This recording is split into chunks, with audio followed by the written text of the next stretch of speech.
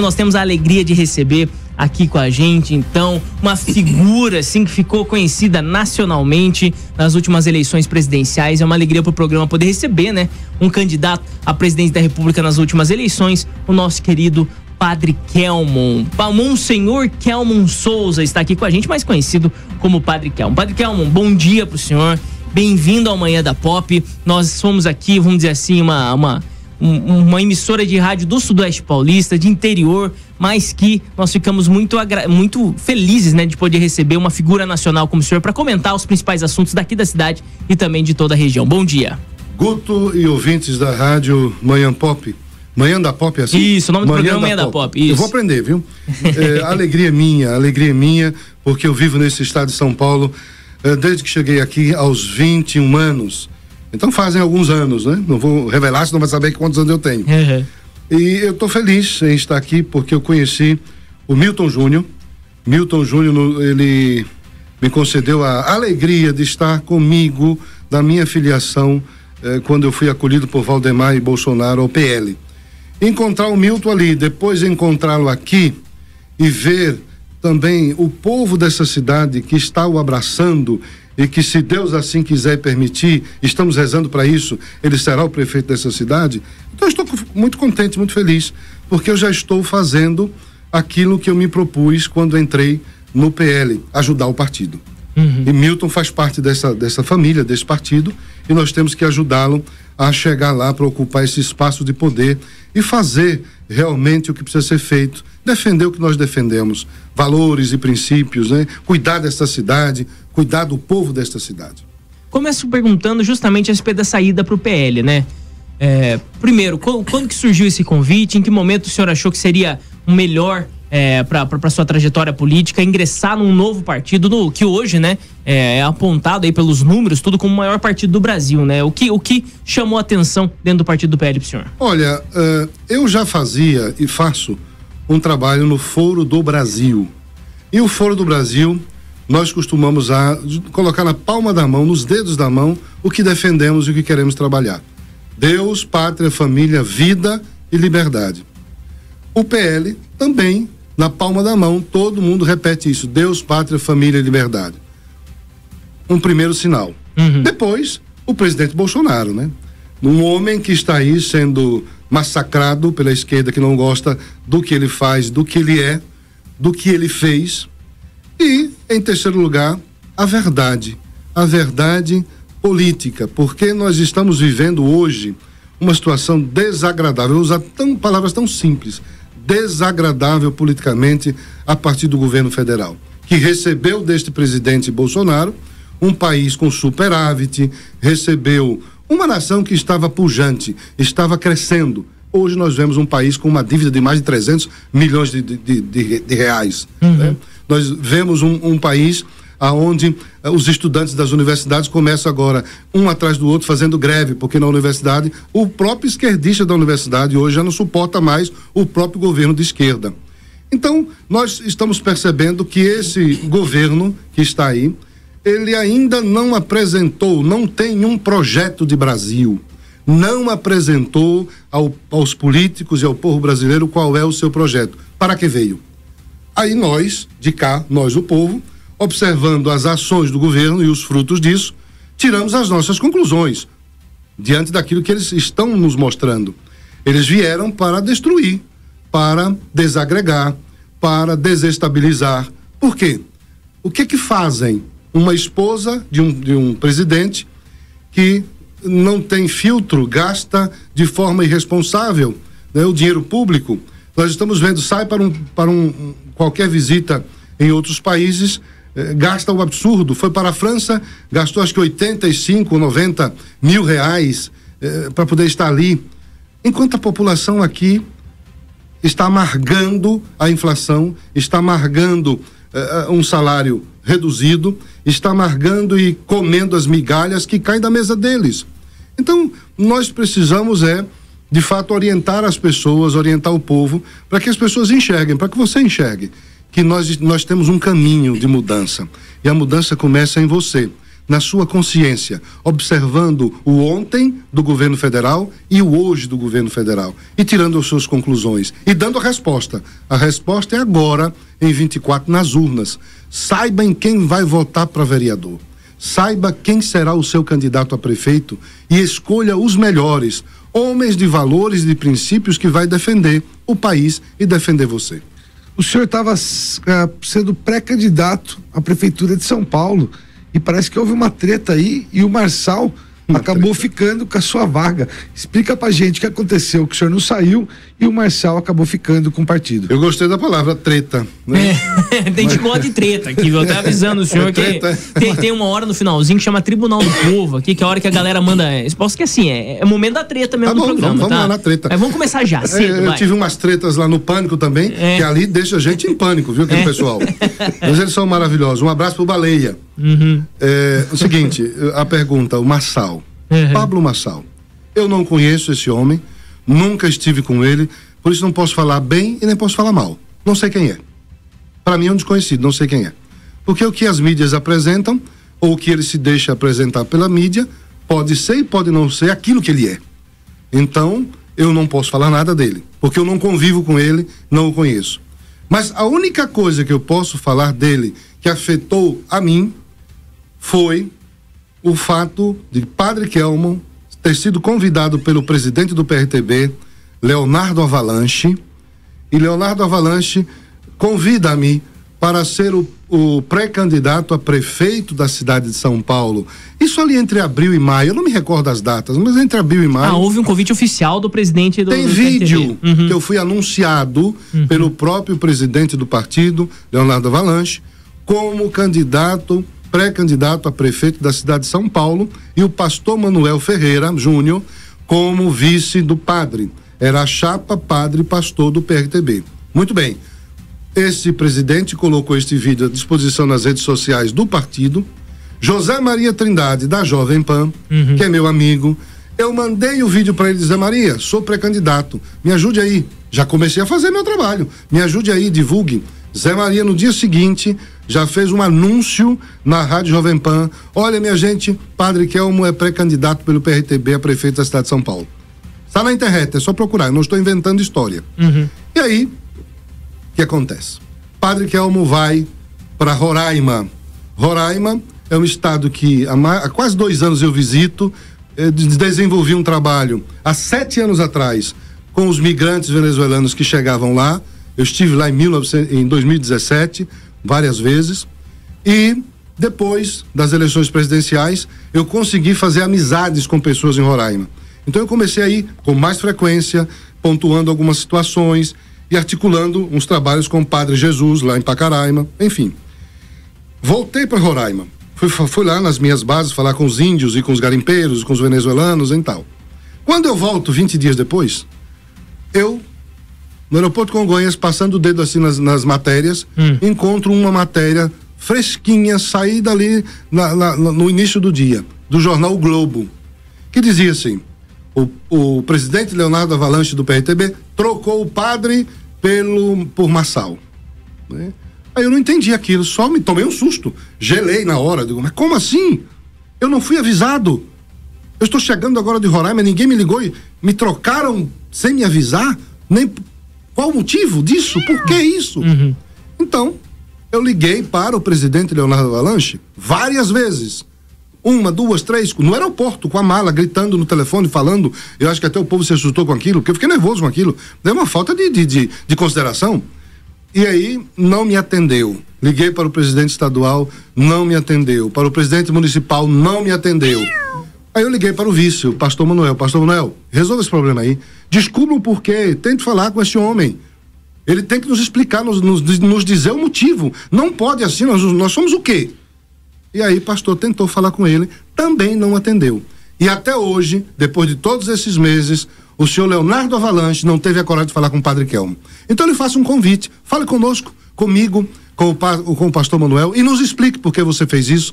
Isso, no mínimo, você não tem hombridade, não tem caráter. Então você deveria ter conversado comigo. E o que é que me machuca? É que o Pablo Marçal, isso é dedução, ele certamente sabia Porque se estava nas redes sociais do partido há mais de 20 dias, se foi anunciado na Jovem Pan, se todo mundo compartilhou aquele vídeo, como é que ele, que é um homem da mídia, não sabia? Sabia pela mídia. E por que eles se reuniram? Certamente se reuniram.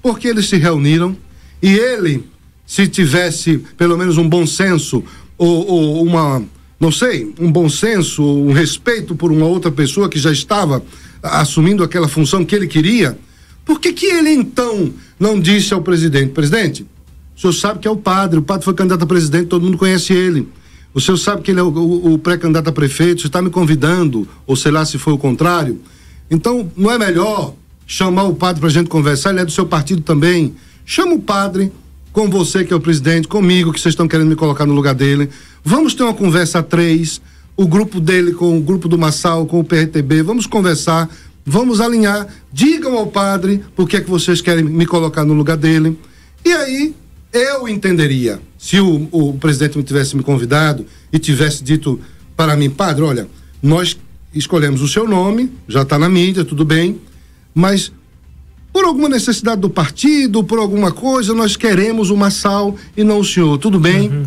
mas seria justo, seria honesto, conversa, pelo menos, né? Seria justo, seria honesto, falar comigo, me explicar, eu ia entender, porque isso faz parte da política. Ora pode ser esse, por outros interesses, tira e coloca outro, e você tem que entender, eu iria entender, eu não estou no jogo. Agora, fazer essa sacanagem de me convidar, eu já articulando pessoas para isso, já tinha grupos montados, já estávamos trabalhando a ideia, e depois sermos chutados e nunca ter sido comunicado o porquê, pelo amor de Deus. Então ele sabia disso, ou no mínimo ele poderia fazer o que eu disse, e nós estaríamos aí dialogando, ele estaria sendo o presidente, tudo bem. Então por isso eu não vejo com bons olhos uma pessoa que trata a outra assim, né? Tanto o presidente como o candidato a prefeito hoje da cidade de São Paulo, Pablo Marçal. Porque ele deveria ter conversado, deveria ter nos chamado para uma conversa honesta, justa, verdadeira, e assumisse a candidatura dele. Mas não me chutar, não me jogar, não me escantear, sem falar nada, como se eu fosse o quê? É assim que trata uma pessoa? É assim que uma pessoa que quer ser o gestor de um município age com as pessoas? Eu fico com medo de um gestor assim, né? Então, pelo amor de Deus, reflitam. Agora, eu lavei as mãos, não quero muito contato. Nosso voto em São Paulo, mas não voto em Marçal. Muito bem, então você que está ouvindo com a gente aqui o programa de hoje, agora às 9h18 da manhã, nós estamos com o Padre Kelma, que todo mundo lembra, né, das eleições presidenciais. Daqui a pouquinho eu vou perguntar para ele como que foi esse clima aí de ter sido um candidato à presidência do Brasil. Acho que é uma experiência ímpar, assim. No entanto, agora ele está aí, né, ele se filiou agora ao PL, passa a correr algumas cidades aí, ajudando certas candidaturas, fazendo um trabalho de base aí, levando, né, um pouco do seu conhecimento também, da sua figura pública aqui para alguns candidatos. Ele está aqui em Itapetininga, está presencialmente no nosso estúdio, e ontem ele esteve em algumas visitas aqui na cidade. O senhor foi até numa festa de igreja, que não foi, padre? Conta pra gente. Eu estive com o nosso candidato a prefeito, Milton Júnior, eu estive com ele na festa do milho, né? Isso, da São Roque. Do milho da igreja de São Roque. Ontem, justamente, era o dia de São Roque, estavam festejando, acho que é o padroeiro deles, né? Gostei bastante, viu?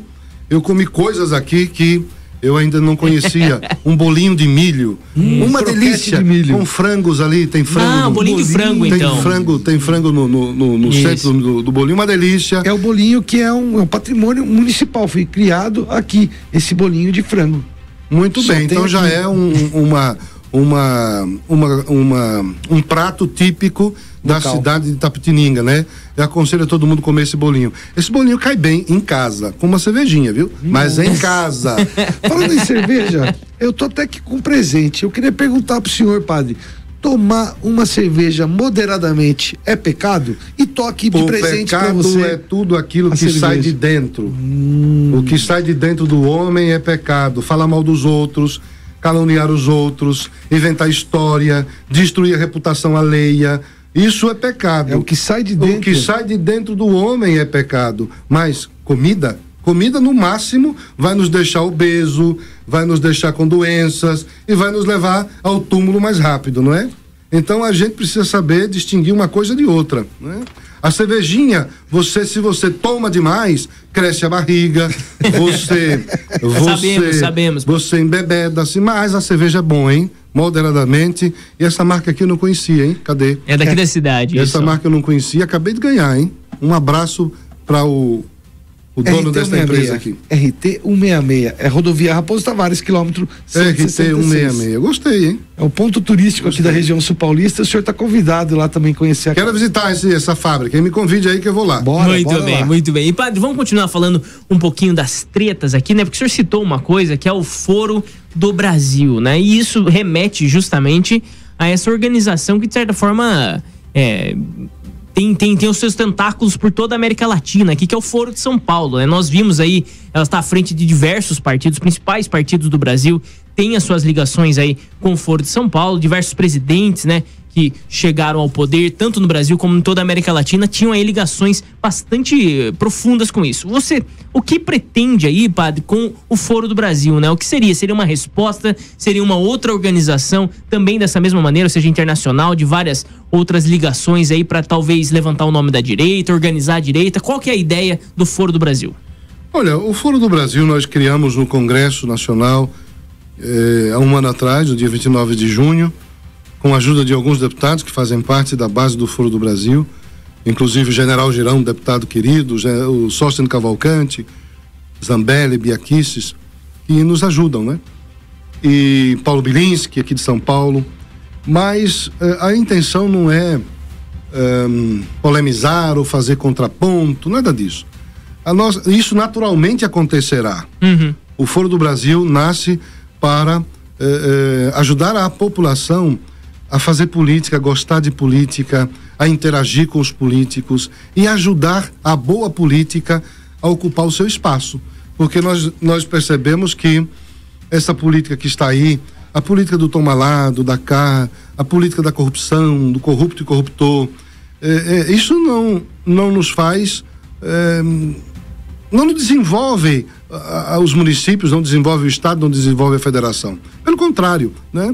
Tira a beleza daquilo que o político deveria fazer. Então a nossa intenção no Foro do Brasil é ajudar a politizar as pessoas e agregar padres e pastores, cristãos, unir os cristãos em um único grupo, mas cada um na sua igreja, cada um aprendendo a conviver com o diferente, cada um respeitando e conhecendo o diferente, se deixando conhecer, porque nós sabemos que esta luta entre o cristianismo e o comunismo, ela é antiga, e hoje o comunismo ainda tenta, né, se perpetuar em algumas nações como a Nicarágua, como a Venezuela, como está em Cuba, como está na China, e nós já sabemos os frutos destas nações governadas por comunistas, o que é que acontece com a população. Mas devemos também saber quem é que inspira a esses governos, a essa ideologia comunista. A inspiração não é divina. Não. A inspiração do comunismo não é divina. Ih, rapaz. A inspiração do comunismo é diabólica. É mesmo, é? Tem um santo na igreja romana chamado Padre Cícero Romão Batista, muito querido no Nordeste, muito amado em Juazeiro do Norte. Todo o Nordeste gosta de Padre Cícero e conhece. O Padre Cícero tem uns escritos e tem uma frase que eu memorizei. É muito maior o texto, mas eu memorizei a frase dele. Pesquisa na internet que vocês vão encontrar. E o Padre Cícero Romão Batista diz: naquela época, no início do século XX, o comunismo é a religião de Satanás. São palavras do Padre Cícero Romão Batista, um santo da igreja, venerado por muita gente. Não é frase minha.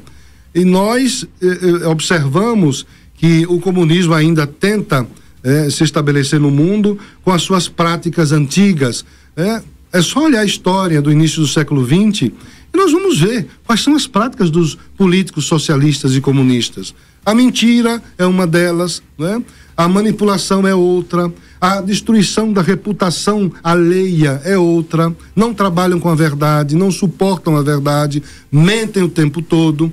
E o pior, isso é o mais simples, se vocês olharem o que fizeram Stalin na Rússia, o que fez Lenin lá na Rússia, o que faz o Nicolás Maduro, mais próximo do nosso tempo, na Venezuela, o que faz o presidente da Nicarágua, o Daniel Ortega, no nosso tempo, todos eles são filhos dessa ideologia, todos eles pregam essa ideologia, todos eles bebem desta fonte ideológica sanguinária, genocida, que destrói as riquezas das nações e destrói o cristianismo.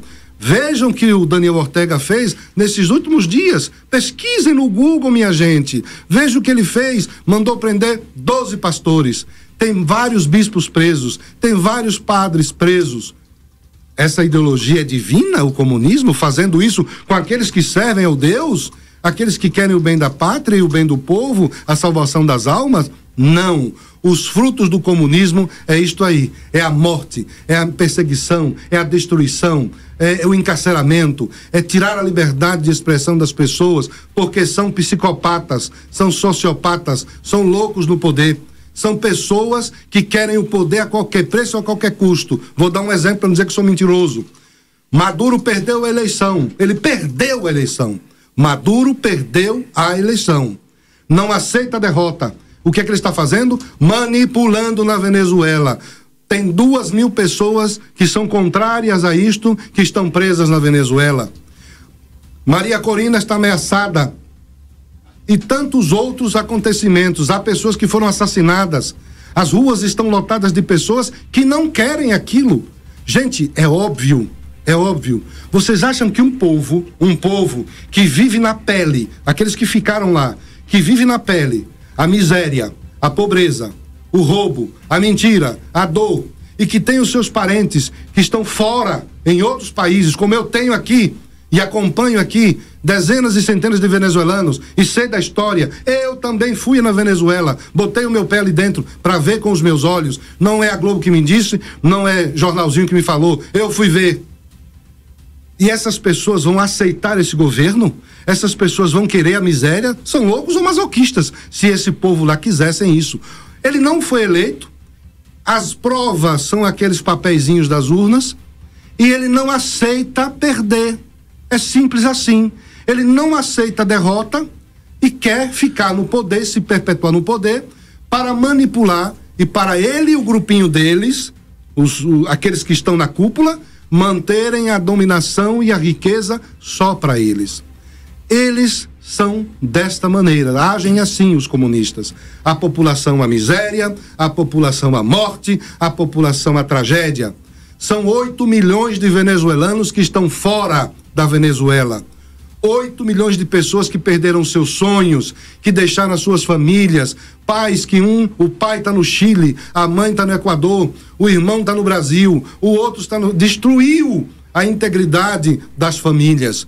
Cada um em um canto do mundo, batendo as portas dos países e dizendo, me deixem entrar, porque no meu país eu não posso comer, porque um médico na Venezuela ganha R$5 por mês. Isso é um absurdo. Padre, quais são as principais histórias que o senhor ouve dessas pessoas que o senhor acaba acolhendo aqui no Brasil, que vieram então da Venezuela, principalmente ali por Roraima? Olha, são diversas. A que mais me marcou em 2017, me marcou. Eu estava na Praça Simão Bolívar, na Venezuela, em Boa Vista, tem uma praça com esse nome, que é o Libertador Venezuelano, da América Latina, e aí eu estou ali, tinha mais de 2.000 pessoas numa praça, imagine, todos falando espanhol num país de língua portuguesa. Olha a dificuldade para esse povo se comunicar aqui dentro, o limite da língua. Depois, uma senhora, essa me marcou, a imagem está no meu cérebro, na minha mente. Uma senhora com 3 criancinhas pequeninas, magra, magérrima, suja, puxando a minha batina e gritando, Padre, yo tengo hambre, mis hijos tienen hambre. Traduzindo, Padre, meus filhos têm fome, minhas filhas têm fome. Ou seja, alguém quer obrigar. E eu conversei com ela depois, ela caminhou 200 quilômetros a pé da fronteira lá de, acho que Santa Helena, não sei aonde, até chegar ali em Pacaraima. Vocês imaginem uma mãe com 3 filhos. Vocês acham que isso é turismo? Que ela ia sair de lá porque quer, passar por esse sofrimento todo porque acha bonitinho caminhar a pé com os filhos? Pelo amor de Deus, minha gente, isso é o comunismo, isso é o socialismo. Nós temos que botar a mão na cabeça e entender que essas duas desgraças existem. Não é invenção dos conservadores, não é invenção do povo da direita, não é paranoia nossa. Leiam, pesquisem, usem o celular, não está na mão, então vamos procurar cultura. Não fique perdendo tempo, vá ler a história do comunismo e do socialismo, compare o ontem com o agora, estão repetindo a mesma coisa. E nós cristãos, nós conservadores, nós de direita, precisamos nos unir. Para isso, nós temos o Foro do Brasil, e é por isso que nós criamos o Foro do Brasil, para levar esse incentivo às pessoas a conhecerem a história, a entenderem a maldade que fizeram e o quanto nós podemos mudar se estivermos unidos e juntos, se colocarmos as pessoas certas nos lugares certos do poder. E precisamos de homens honestos consigo, com o país e com as gerações futuras. Homens de valores e de princípios. Existem esses homens. Não percam a esperança, porque existem. Aqui, nessa cidade, não tem o Milton Júnior? Eu já conversei com ele, que está querendo fazer isto. Quantos outros existem que estão aí, querendo entrar na política para fazer a coisa certa, mas alguns elementos que estão nela, já no grupinho, na bolha, não quer permitir que estes entrem. Então nós temos que formar as bases. As bases é a juventude, as bases são as crianças e os adolescentes. Nós temos que preparar estas bases. Vai nos custar 20 anos ou mais de preparação para colocar esses adolescentes e estes jovens com uma cabeça mais cristocêntrica, com uma cabeça politizada de forma correta, sem ideologias de morte e de mentira, mas com a verdade. Por isso o cristocentrismo.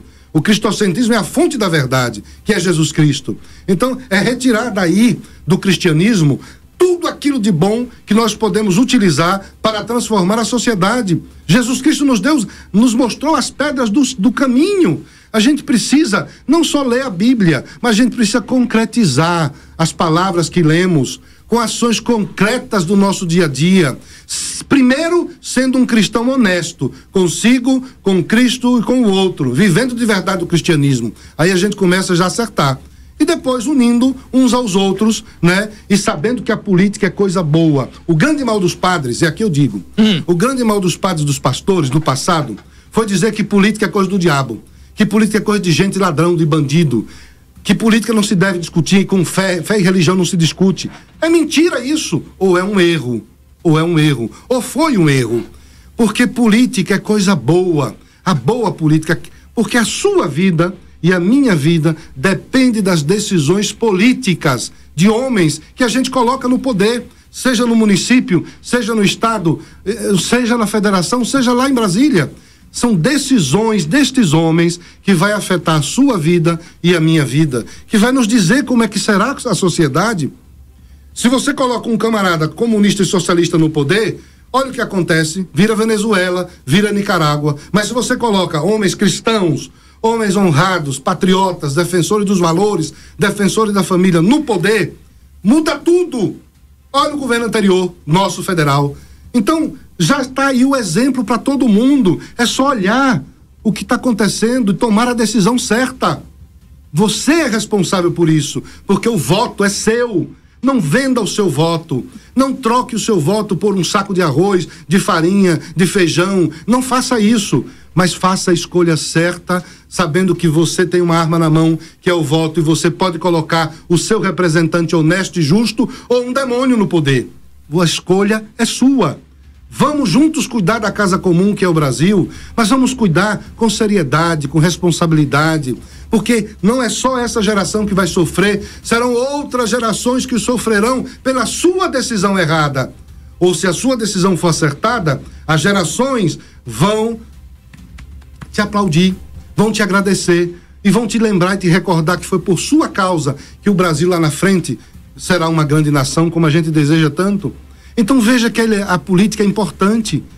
Se não fosse importante, o padre Cícero, no início do século XX, não estava metido nisso, defendendo valores e princípios e condenando o comunismo, já há 100 anos atrás. E hoje, nós estamos repetindo a mesma coisa, a história se repete. Então, meu irmão, minha irmã, você que me ouve, você que é católico, você que é evangélico, você que é ortodoxo, nós ortodoxos somos a minoria. 0,0%, 1 ou 2% da população. Mas somos todos cristãos. Vamos nos unir e vamos reconduzir esta nação. Vamos nos unir e vamos resgatar o Brasil que foi sequestrado. Não vamos permitir que destruam toda essa nossa cultura judaico-cristã aqui. É sua decisão, decida pelo melhor, decida pelo Brasil. E hoje recebendo aqui na nosso estúdio, né, o Monsenhor Kelmon Soares, mais conhecido aí, né, Kelmon Souza, perdão, mais conhecido como o Padre Kelmon, né, que abalou aí as estruturas do Brasil, foi um grande candidato aí às eleições de 2022, né, participou dos debates, tudo, ou seja, foi um momento ímpar aí que, de certa forma, vamos dizer assim, dentro de uma eleição que estava tão polarizada, né, entre Bolsonaro e Lula, ele conseguiu se desprender, acho que foi vamos dizer assim, tirando os dois principais que foram pro segundo turno ali, né, foi justamente o candidato que conseguiu, vamos dizer assim, pelo menos mais espaço de mídia, né, conseguiu chamar mais atenção das pessoas. Então, padre, já vou começar perguntando a respeito disso, esse segundo bloco, né, como foi participar de uma eleição presidencial e trazer, vamos dizer assim, as suas propostas, ter essa exposição pro Brasil inteiro daquilo que o senhor acreditava? Como que é? Uma experiência como eu nunca imaginaria na minha vida. Não passa isso na cabeça de nenhum padre ser candidato a presidente da República. Eu imagino. Uhum. Não passa na cabeça de nenhum padre ser candidato a presidente da República, né? Então foi uma experiência inimaginável, mas que me trouxe algumas ideias e que eu gostaria muito de colocá-las em prática no dia a dia. E uma delas foi a criação do Foro do Brasil, né? Mas aquele momento em que eu vivi, Guto, foram apenas 19 dias. Todos os candidatos tiveram muito mais tempo do que eu e muito mais dinheiro do que eu, inclusive o candidato do PT, né? Mas eu tive apenas do dia 12 de setembro ao dia 2 de outubro, 19 dias. Pude participar de 2 debates, foi o debate da USBT, com aquele Nascimento, e o segundo debate que foi o da Globo. Não participei dos anteriores, que poderia, porque havia burocracia da transferência, a burocracia do TSE, porque estava se transferindo, era Roberto o candidato a presidente, não era eu era o vice dele, então é impugnado a chapa dele, o PTB continua com o padre e o pastor, então toda essa mudança levou tempo. Então a experiência de estar ao lado do presidente Bolsonaro, de estar ao lado de pessoas do bem, de gente honesta, de gente que quer e que gostaria de dar continuidade a todo esse trabalho de transformação cultural, porque o problema do Brasil é cultural. Se a gente mudar a cultura, a gente consegue resgatar o país. O nosso problema é esse, passa pela cultura. Porque dinheiro, o Brasil tem muito, mas mal investido, né? Andrei, puxa, desculpe, eu vou até um pouco mais longe. Eu acho que o grande mal que a gente vive há muitos anos é o da fome. Porque veja o seguinte, a frase que o senhor falou. Mas tudo é da cultura. Espera um pouquinho. Padre Cícero. O comunismo foi fundado pelo demônio. Opa! Lúcifer é o seu chefe. E a disseminação de sua doutrina é a guerra do diabo contra Deus. Conheço o comunismo e sei que é diabólico. É a continuação da guerra dos anjos maus contra o Criador e seus filhos. Foi isso que ele falou sobre o comunismo. Que bom que o senhor fez a pesquisa. Como explicar para uma população nordestina, e o meu avô, por parte de mãe, era nordestino, como explicar para uma população nordestina que ela vota numa pessoa que prega o comunismo, que majoritariamente os votos que pelo menos a gente ouve e lê daquilo que é publicado pelo TSE, vem do Nordeste, que é onde o Lula tem mais voto. Como explicar isso? Eu acho que a única explicação é a fome, porque vive de ajuda, auxílio, bolsa não sei o quê, bolsa família, bolsa gás, vale não sei o quê. Então, como é um povo que passa fome, ele vota em quem ajuda. Ele não pensa no comunismo como um ato ruim, porque acho que ele nem tá dando bola para isso, ele só quer comer. O senhor pensa assim? Olha, isso tudo não passa de manipulação. O senhor sabe disso, né? Manipular as massas, mantê-los no cabresto, criar um ambiente que faça com que o povo seja dependente.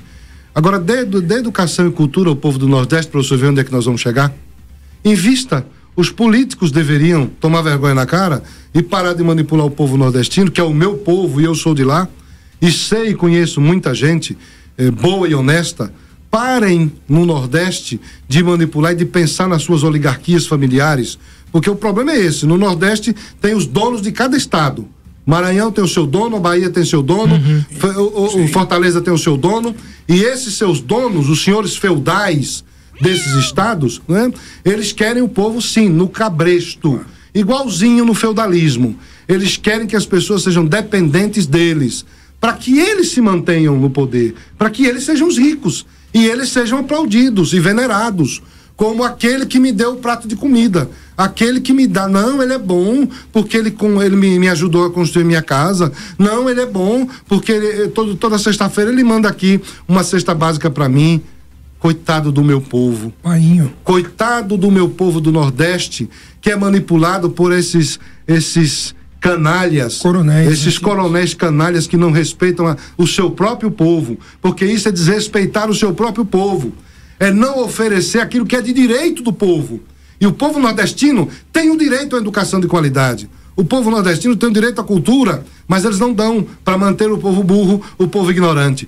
E o chefe da esquerda no Brasil, o presidente, disse o quê? Você ouviu isso? Ele disse que quando as pessoas ganham um pouquinho mais, não sei se eu vou lembrar as palavras certas, mas tem um vídeo, vocês olhem. Quando as pessoas ganham um pouquinho mais, eles já começam a não querer saber do PT, porque começam a ganhar um pouquinho mais. O que ele está dizendo aí? Que quer que o povo continue ganhando nada. Quer que o povo continue ganhando migalhas. Empobreça. Quer que o povo seja pobre, para que seja dominado, para que seja manipulado, para que eles se mantenham no poder. Estas famílias oligárquicas de esquerda se mantenham no poder. Então, a libertação do povo do Nordeste passa pela cultura. Por isso que eu estou dizendo ao senhor que a cultura é o problema.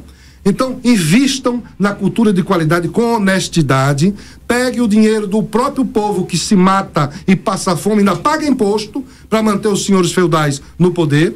Então, soltem, devolvam os impostos do povo nordestino de forma honesta e invistam em peso, em massa na cultura. Se fizerem isso a partir de agora, hoje, 19 de agosto, se começarem os governadores do estado do Nordeste a investir em massa, pesado, na cultura, e o seguinte fizer a mesma coisa, e o seguinte fizer a mesma coisa, e o seguinte fizer a mesma coisa, em 20 anos ou 25 anos o Nordeste é outro.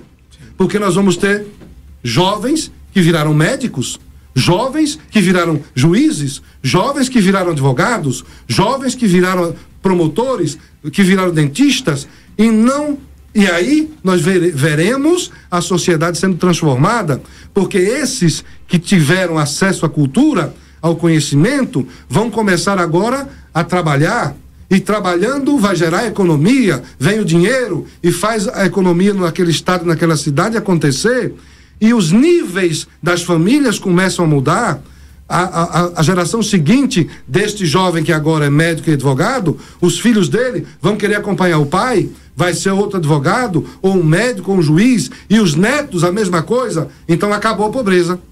Em 50 anos o Nordeste só terá gente culta, se fizerem o que tem que fazer. Mas não fazem, porque se mantém, o comunista, o socialista se mantém da miséria do povo, da pobreza. Então eles, quanto mais pobre tiver, melhor para eles. Padre Kelmo, a gente lembra de... Desculpa, eu fico bravo com isso, viu? Irado. Eu fico irado com isso, porque é muita mentira. É muita mentira. Um dos momentos que todos lembram é no momento do debate, que o Lula dirigiu a palavra ao senhor e comentou que o senhor é um padre de festa junina. Isso seria uma intolerância religiosa. Como que o senhor vê isso de um cara que se tornou presidente do Brasil? E aproveita, padre, deixa eu colocar uma outra pergunta também. Já explica um pouquinho dessa questão, porque às vezes o pessoal não conhece um pouco, né, da igreja que o senhor pertence, que é padre. Mas... Olha, eu acho engraçado, viu? Tem que rir dessas figuras pré-históricas da política aí, dessas figuras que não têm conhecimento nenhum e abre a boca para falar bobagem, né? Gente, a história do cristianismo tá na internet. Olha, quem não acreditar em mim, pegue aqui o celular, tá? Tá vendo o celular? Não pode mostrar a conversa. Não mostra a conversa com a mulher deles, ó. Pois então a mulher deles vai bater nele. Então veja, o meu tá apagado. Olha, pega o celular. Você pega o seu celular na palma da sua mão e você descubra se eu estou errado. Padre não é só romano. Padre é romano e ortodoxo. A história do cristianismo teve uma divisão. Você sabe que na história do cristianismo houve uma divisão que nós chamamos de cisma? Em 1054 houve esse cisma. Com esse cisma, o cristianismo se divide em dois: o cristianismo ocidental e o cristianismo oriental. Na sua maioria, as igrejas ortodoxas estão no Oriente, não estão no Ocidente. Por isso o povo do Ocidente, que nós estamos no Ocidente, desconhece a existência da igreja ortodoxa. Porque na catequese da criancinha de 8 anos, 9, 10, na crisma, os catequistas da igreja romana não ensinam que existe isso e que existe outro padre que veste batina como o padre romano, que celebra a missa também, que faz o milagre da transubstanciação acontecer no altar. O padre romano, as catequistas e os próprios bispos não colocam na pauta da catequese esse ensinamento. Não interessa a eles que saibam que existe outra igreja católica lá no Oriente, mas existe. A igreja católica não é só romana. A igreja católica também é ortodoxa. Ela é universal quando as duas se encontram. Mas quando, se não houver isso, ela fica só no Ocidente, a romana, e no Oriente fica a ortodoxa. Agora, o que existe é o cisma que tirou a unidade da igreja. Havia uma pentarquia. 5 patriarcados históricos, eram eles que governavam o cristianismo. Governavam através de um sínodo. Sínodo é a reunião de pessoas, sínodo é o encontro para estabelecer normas, regras, para discutir assuntos, e em comunhão com os 5, ou com os 6, ou com os 10, ou com os 100, um sínodo, estes homens decidiriam, ou decidirão, os rumos de uma igreja, os rumos de alguma outra coisa, e criam leis, ou tiram leis. Isto é um sínodo. E o sínodo era 5 patriarcas que se reuniam no passado, na igreja primitiva, para decidir os rumos do cristianismo. Como aconteceram vários cismas, teve os pequenos cismas e o grande cisma, o cisma do Oriente de 1054. Quando acontece o grande cisma, há um rompimento nas bases do cristianismo. A igreja se divide em duas, Oriente e Ocidente. E aí o Papa, a pentarquia, os 5, passa a ficar 4, tetrarquia. Os 4 do Oriente se mantêm lá no Oriente.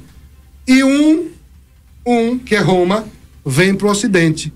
E aí o Papa sai dos 4 e começa a cuidar do cristianismo ocidental, aqui no Ocidente. Os países do Ocidente. Pesquisa no Google quais são os países do Ocidente. Os países do Ocidente. E a Igreja Católica Romana começa a fazer seu trabalho pujante, missionário, lindo, maravilhoso. Eu admiro, né? Eu recebi formação romana, eu nunca fui ortodoxo, porque a ortodoxia não estava aqui. Eu sou daqui, do Ocidente, mas eu descobri a igreja ortodoxa aqui. E me encantei por ela, me apaixonei por ela, pela liturgia, pela ritualística, pela mística, pela iconografia, pela profundidade das orações, da fé, pela missa profunda, bela. É um direito meu. E eu fiz a escolha. Quero ser ortodoxo. E também tem Papa? Tem patriarcas, é o que eu disse. Eram patriarcados, os 5 patriarcados, a pentarquia. Certo. O Papa de Roma é um patriarca também, patriarca do Ocidente, com o nome queridinho, afetuoso de Papa, Papa de papai. Papa de papai. Padre, a palavra padre é padre de painho, é querido, pai da comunidade. O correto é presbítero. A palavra certa é presbítero. Mas, carinhosamente, papai, padre e papa. Né? Então, lá no Ocidente, no Oriente, está as bases visuais dos templos, que você chega na Rússia e você vai ver a presença da igreja ortodoxa nas praças, nas ruas.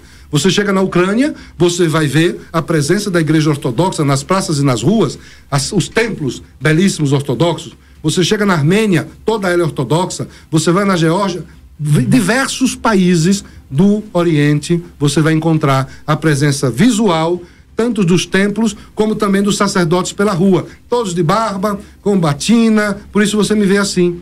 Esta é a minha origem, mas eu fiz a escolha. Eu escolhi ser ortodoxo. Padre, tem uma sede, como assim, vamos supor, o Ocidente o senhor tem o Vaticano, que é uma sede. É uma sede administrativa.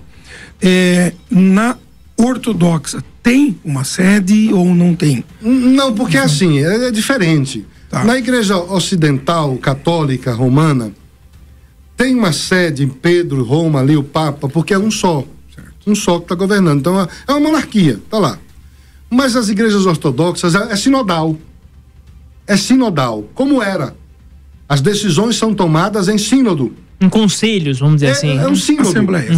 Então o patriarca, agora tem os seus patriarcas. Sim. Hoje tem o patriarca da Rússia, tem o patriarca de Constantinopla, o patriarca ecumênico Bartolomeu, tem o patriarca da Ucrânia, que é fruto lá da Rússia, o inverso. Enfim, a igreja ortodoxa é sinodal. O senhor Muito bem, padre. Não, peraí, rapaz. Não respondeu, Mas eu Lula. preciso terminar, rapaz. O padre tem horário aqui, tá bom? Não, Lula mesmo, né? Lula, Só se você não quiser. Não, você não quiser, tudo bem. a sua equipe tá me xingando aqui Mas já. a equipe espera um pouquinho. O povo quer ouvir. A pergunta foi que eu fiz a primeira, do Lula, né? Como que o senhor viu ele ter tratado o senhor desse jeito? Como que o senhor vê essa falta de intolerância? conhecimento só, padre? Não, eu já lhe respondi. Eu ri, eu estou rindo dele até hoje, porque prova que ele não tem conhecimento, prova que ele não estudou sobre a história real do cristianismo, e tanto ele como a Soraya Tronic não estudaram, não sabem o que é, não sabem a diferença de um padre romano para um padre ortodoxo, de uma igreja romana para uma igreja ortodoxa, e por não saber, aí você então ataca. Quando você não sabe, você não tem argumento, você ataca o outro. Se fosse por tipo de pinga, ele saberia. Se fosse, pois é. Qual é a diferença? Então falta cultura nessa gente, né? E aí como é que eles que são os líderes não têm conhecimento, não têm cultura, vai trazer pro povo? Imagina. Não, quer pro povo a miséria mesmo, e o dinheirinho pra eles. Padre, gostaria de agradecer muito a sua participação. Quero muito um dia ter ainda mais tempo, outras conversas como essa aqui. Saiba que a Pop FM aqui tá de portas abertas ao senhor, as suas palavras. Gostei muito aqui da sua presença com a gente. Ganhe também mais um presente aqui, ó. Um Arbo intenso aqui, ó. É um perfume das lojas do Boticário aqui da região de Tapetininga. O João Marcos manda aqui pra gente. Boticário. Tá, ó. Tem também aqui um chocolate, um bombom trufado de coco com abacaxi. É daqui da nossa fábrica de chocolate aqui de Tapetininga, chocolates Aspen pro senhor, tá bom? Chocolate o quê? Aspen. Aspen. Isso. Muito obrigado, chocolate Aspen. E tem também aqui um porta-óculos da Ótica Terceira Visão. Porta-óculos? Isso, pra você colocar no carro, colocar no, sabe, naquele parasol, no quebra-sol do carro, você coloca lá e deixa o óculos preso nele. É bem legal. Nossa, isso eu preciso, que eu uso óculos, viu? Não, isso aqui vai ser de muita utilidade. Muito obrigado. Eu que agradeço. E fica aqui aberto os nossos microfones pro senhor. Obrigado. Eu quero agradecer a Manhã Pop, é isso? Manhã da Pop. Manhã isso. da Pop, pela oportunidade de poder falar um pouquinho para essa região deste meu estado, porque eu nasci na Bahia, mas eu me formei no estado de São Paulo. Eu fui ordenado padre no estado de São Paulo. Eu vivi a minha primeira atividade pastoral como padre, foi numa paróquia na favela no estado de São Paulo. É o estado que me acolheu. Então é o meu estado também. Eu quero agradecer o povo aqui da rádio, mas quero mandar um abraço a Milton Júnior e dizer para ele: seja valente, não desista, não desacredite, vá para cima com muita sabedoria, com muita prudência, com muito amor no coração, com paixão pelo povo de Itapetininga, com sinceridade, com verdade. A verdade nos liberta. A verdade arranca toda a mentira e toda a maldade. Faça com que a verdade arranque a falsidade e a mentira e caiam as máscaras daqueles que não deveriam conduzir o povo e conduzem de forma desorganizada e desonesta. Deus abençoe Milton Júnior, a sua trajetória aqui. Que Deus lhe conceda a vitória e o povo dessa cidade que saiba fazer a boa escolha, e todos nós que possamos lutar e orar uns pelos outros e cuidar da casa comum, que é o Brasil, que é a nossa nação, para que o comunismo, como o padre Cícero bem disse, o professor fez a pesquisa completa e você pode ver na internet, que o comunismo saia daqui, que os socialistas parem de querer destruir a nossa nação, que entendam e se convertam.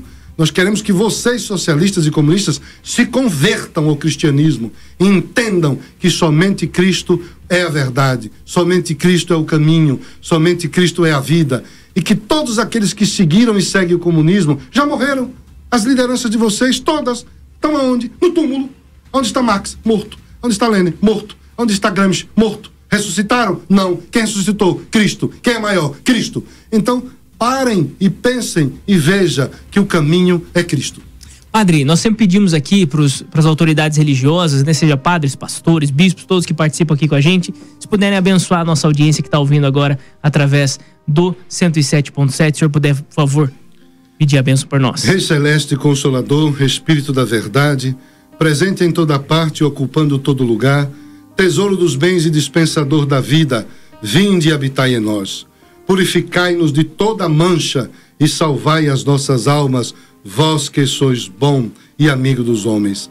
Santíssima Trindade, tende piedade de nós. Senhor, tende piedade de nós. Senhor, tende piedade de nós. Que a bênção de Deus Todo-Poderoso alcance você que nos ouve e nós que estamos aqui. Que o Deus onipotente, onipresente, onisciente esteja na sua vida, te transformando por dentro, para que você seja instrumento dele nessa sociedade e faça que o cristianismo seja esta referência que nós precisamos tanto para uma sociedade mais harmoniosa e justa. Que Deus Todo-Poderoso vos abençoe, o Pai, o Filho e o Espírito Santo. Amém.